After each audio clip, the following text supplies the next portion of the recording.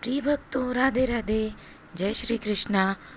Shri कृष्णदासी Shivanya channel में एक बार फिर से आपका बहुत बहुत बहुत स्वागत है। आज की वीडियो भी है बाकी वीडियोस की तरह बहुत ही खास, क्योंकि आज की वीडियो में मैं आपको बताने वाली हूँ चैत्र नवरात्र के पहले दिन से लेकर यहाँ संपूर्ण जानकारी के बारे में, जैसे कि मैं हमेशा आपको बताती हूँ। तो माँ का कल प्रथम दिवस है, जिसमें माँ अपनी शैलपुत्री रूप में हमारे सबके घर में प्रवेश करेंगी। तो चलिए जानते हैं इसकी संपूर्ण जानकारी। इसके लिए अगर आप चैनल पर नए हैं तो चैनल को सब्सक्राइब करें, वीडियो को ज़्यादा से ज़्यादा शेयर करें। चलिए बिना समय गंवाए शुरू करते हैं। प्रिय भक्तों, चैत्र नवरात्रि के दौरान माँ दुर्गा के 9 रूपों की पूजा कर उनका आशीर्वाद प्राप्त किया जाता है। धार्मिक मान्यता के अनुसार चैत्र नवरात्रि की पूजा में सबसे पहले कलश स्थापना की जाती है और फिर माँ दुर्गा के प्रथम स्वरूप माँ शैलपुत्री की उपासना की जाती है। तो चलिए जानते हैं माँ शैलपुत्री की पूजा विधि, भोग, मंत्र और आरती सहित संपूर्ण जानकारी। तो प्रिय भक्तों, हिंदू पंचांग के अनुसार 9 अप्रैल से चैत्र नवरात्र की शुरुआत हो रही है। नवरात्र के दौरान माँ दुर्गा के 9 स्वरूपों की विधि पूर्वक पूजा अर्चना करने का विधान है। धार्मिक मान्यताओं के अनुसार चैत्र नवरात्र की पूजा में सबसे पहले कलश स्थापना की जाती है और फिर माँ दुर्गा के प्रथम स्वरूप माँ शैलपुत्री की उपासना की जाती है। मान्यता है कि चैत्र नवरात्र के दौरान शुभ मुहूर्त में पूजा करने से साधक को जीवन में सुख और शांति की प्राप्ति होती है। चलिए जानते हैं संपूर्ण जानकारी के बारे में। तो चलिए जानते हैं सबसे पहले हम चैत्र नवरात्र 2024 घट स्थापना शुभ मुहूर्त के बारे में। चैत्र माह के शुक्ल पक्ष की प्रतिपदा तिथि की शुरुआत 9 अप्रैल को रात 11:50 से हो जाएगी और इसका समापन 9 अप्रैल को रात 8:30 पर होगा। ऐसे में 9 अप्रैल से चैत्र नवरात्र की शुरुआत होगी। इस दिन घट स्थापना का शुभ मुहूर्त सुबह 6:02 से लेकर 10:16 तक है। वहीं अभिजीत मुहूर्त 11:57 से लेकर दोपहर 12:48 तक है। इन 2 शुभ मुहूर्त में आप घट स्थापना कर सकते हैं। अब हम जानते हैं पूजा विधि के बारे में। तो चैत्र नवरात्र के दिन ब्रह्म मुहूर्त में उठकर स्नान करें।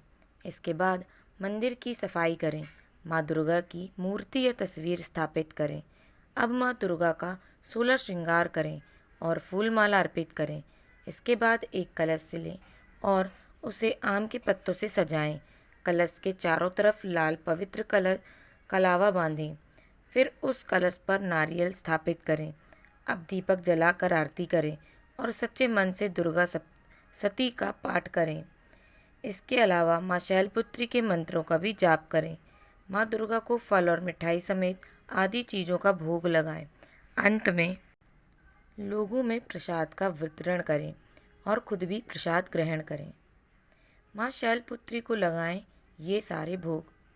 चैत्र नवरात्र के पहले दिन माँ शैलपुत्री की पूजा करें और इसके बाद उन्हें हलवा, रबड़ी या मावा का भोग लगाएं। भोग में फल भी शामिल कर सकते हैं।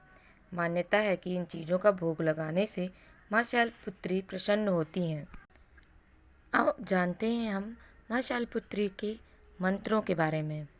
तो माँ शैलपुत्री के मंत्र हैं: ओम देवी शैलपुत्र्यै नमः, वंदे वांछित लाभाय चंद्रार्थ कृत शेखरां, वृषारूढ़ां शूलधरां शैलपुत्रीं यशस्विनीं, या देवी सर्वभूतेषु माँ शैलपुत्री रूपेण संस्थिता, नमस्तस्यै नमस्तस्यै नमस्तस्यै नमो नमः। इन मंत्रों का उच्चारण कर आप 108 बार इन मंत्रों का उच्चारण कर माँ शैलपुत्री को प्रसन्न कर सकते हैं। इस प्रकार मंत्रों का जाप करते हुए माँ को प्रसन्न करते हुए फिर हवन सामग्री से हवन लगाएं और उसके बाद माँ की आरती करें। माँ शैलपुत्री की आरती कुछ इस प्रकार है: ओम जय शैलपुत्री माँ बैल पे सवार, करें देवता जय जयकार। शिव शंकर की प्रिय भवानी, तेरी महिमा किसी ने न जानी। पार्वती तू उमा कहलावे, तो तुझे तुमरे सो सुख पावे। रिद्धि सिद्धि परवान करे तू, दया करे धनवान करे तू। सोमवार को शिव संग प्यारी, आरती तेरी जिसने उतारी। उसकी सगरी आस पुजा दो, सबरे दुख तकलीफ मिटा दो। घी का सुंदर दीप जला के, भोला गरी का भोग लगा के। श्रद्धा भाव से मंत्र गाएं, प्रेम सहित फिर शीश झुकाएं। जय गिरिराज किशोरी अम्बे, शिव मुख चंद्र चकोरी अम्बे। मनोकामना पूर्ण कर दो, भक्ति सदा सुख संपत्ति भर दो। जय माँ शैलपुत्री महारानी। तो ये थी माँ शैलपुत्री की आरती। अगर आप नहीं गा सकते हैं तो इस ऑडियो को आप डाउनलोड करके रखें और फिर आरती के समय इसे चलाएं और माँ की आरती करें। तो ये संपूर्ण जानकारी तो थी माँ की पूजा के बारे में। अब हम आपको बताएंगे कि पूजा में नवरात्रों के समय पे क्या नहीं करना चाहिए। पूरे 9 दिनों तक 10 दिनों तक हमको कहना चाहिए, भगवान माँ के आगमन से लेकर माँ के जाने तक हमें इन कार्यों को नहीं करना चाहिए जो निषेध माने गए हैं। चलिए तो उनके बारे में भी जानते हैं। पहला है टूटा हुआ नारियल। नवरात्रि में कलश स्थापना का सबसे ज़्यादा महत्व होता है। कलश स्थापना के लिए नारियल का इस्तेमाल किया जाता है, लेकिन ध्यान रहे कि माता रानी की पूजा या कलश स्थापना के लिए टूटे हुए नारियल का इस्तेमाल ना करें। टूटे हुए नारियल का इस्तेमाल करना सही नहीं माना जाता। पूजा के लिए हमेशा जटा वाले नारियल ही इस्तेमाल करें। दूसरा है अक्षत। किसी भी प्रकार की पूजा में अक्षत यानी चावल का इस्तेमाल जरूर किया जाता है, लेकिन नवरात्रि पूजन में इस बात का ध्यान जरूर रखें कि चावल के दाने टूटे यानी खंडित ना हो। पूजा में खंडित चावलों का इस्तेमाल करना अशुभ माना गया है। तीसरा और सबसे इम्पॉर्टेंट है ना चढ़ाएं ये फूल। ये फूल कौन से हैं? माँ दुर्गा को लाल रंग के पुष्प बेहद प्रिय हैं। नवरात्रि में माता रानी को लाल फूल चढ़ाना शुभ माना गया है। लाल रंग के फूलों के अलावा कमल, गुड़हल, गुलाब और गेंदे का फूल भी चढ़ा सकते हैं, लेकिन इस दौरान ध्यान रखें कि कनेर, धतूरा और मदार के पुष्प भूल से भी ना चढ़ाएं माता रानी पे। ये भगवान को पसंद है, भोलेनाथ को पसंद है, किंतु माता रानी को इन फूलों को ना ही चढ़ाएं तो ज़्यादा अच्छा है, क्योंकि वे इन्हें नहीं पसंद है। तो इन बात का ध्यान रखें। सबसे आखिरी और सबसे महत्वपूर्ण है लहसुन प्याज से बना भोग। नवरात्रि के 9 दिनों में माँ दुर्गा को प्रसन्न करने के लिए तरह तरह के पकवानों का भोग लगाया जाता है, लेकिन लहसुन प्याज से बनी चीज़ों का भोग माता रानी को गलती से भी ना लगाएं। लहसुन प्याज वैसे तो लोग नहीं लगाते, उनको पता है कि तामसिक होता है, किंतु जब वे कभी भी कनिका भोजन के दौरान या फिर भोग के दौरान सब्जी या नमक वाली चीज़ों का इस्तेमाल करते हैं तो बिना लहसुन प्याज के वो मसाले का यूज़ करते हैं। तो मसाला आप अपने घर में खड़े मसाले को पीस कर ही बनाएं, जिसमें लहसुन प्याज का पाउडर ना हो, क्योंकि अगर आप बाज़ार से मसाले लेते हैं तो उसमें लहसुन प्याज का पाउडर मिक्स रहता है। तो पैकेजिंग में आप पढ़ भी लें कि वो किस इंग्रेडिएंट से, किन पदार्थों से मिलकर बना हुआ है, उसके बाद ही उसका यूज़ करें।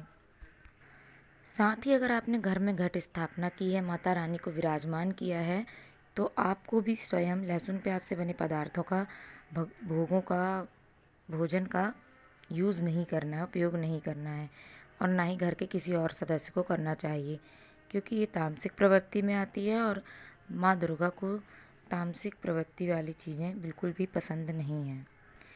तो ये थी संपूर्ण जानकारी जो आज मैंने आपको इस वीडियो के माध्यम से बताई, माँ शैलपुत्री घट स्थापना से लेकर संपूर्ण पूजा विधि और सावधानियों के साथ। तो कैसी लगी आपको ये वीडियो, में कमेंट सेक्शन में ज़रूर बताएं। ऐसी ही ऐतिहासिक, पौराणिक और सनातन धर्म से जुड़ी कथाओं को सुनने के लिए और वीडियोस को देखने के लिए हमारे चैनल पर जाएं, सब्सक्राइब करें, बेल आइकन को प्रेस करें ताकि सबसे पहले वीडियो अपडेट आप तक पहुंच सके। मिलते हैं नेक्स्ट वीडियो में, तब तक के लिए राधे राधे, जय श्री कृष्णा, जय माता दी।